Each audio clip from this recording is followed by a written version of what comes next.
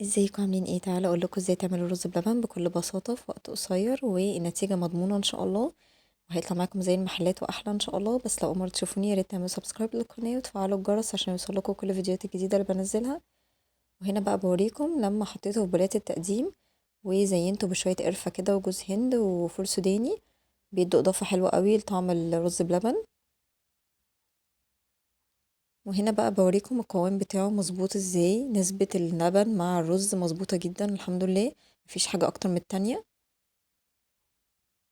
اول حاجة حلة سخنة بقى على النار كده نكون سايبينها شوية، هننزل باربع كوبايات كبيرة من اللبن.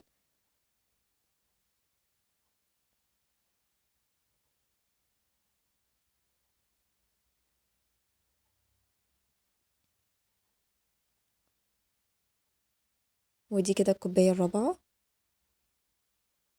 وبعد كده هغطي الحلة واسيب اللبن يغلي شوية، يعني 5 دقايق كده بس او 7 دقايق هنلاقيه بدأ يغلي معانا.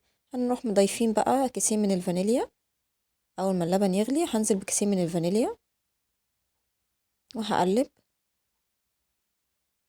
بعد كده هجيب 4 معالق كبيرة من الكريم شانتيه. كل ده هضيفه والحلة على النار عشان الحاجة تدوب معانا بسرعة، عايزين نكون شغالين والحلة على النار. وهقلب برضو كده. بعد كده هنزل ب3 معالق كبيرة من السكر، او حسب الرغبة طبعا، يعني عايزين تزودوا وتقللوا حسب يعني انتوا بتحبوا السكر قد ايه. بعد كده هنزل بكوباية كبيرة من الرز، نفس الكوباية اللي استخدمتها في اللبن هي اللي استخدمها في الرز. الرز طبعا يكون مغسول وسيبناه ينشف شوية، وهننزل بيه على اللبن واغطي الحلة واسيبها 10 دقايق كده. وابص عليها هلاقيها بالمنظر الجميل ده، هلاقي الرز ان شاء الله استوى ونسبة اللبن مع الرز مظبوطة الحمد لله زي ما انتم شايفين كده.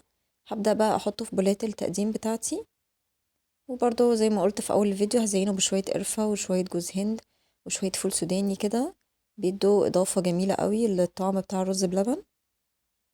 وبس كده الوصفة خلصت، واتمنى ان انتوا تكون الوصفة عجبتكم، وشكرا جدا مشاهدتكم ومتابعتكم. واتمنى منكم كده تاخدوا لفة في القناة وتتفرجوا على الافكار والوصفات اللي بقدمها، وشكرا جدا ليكم.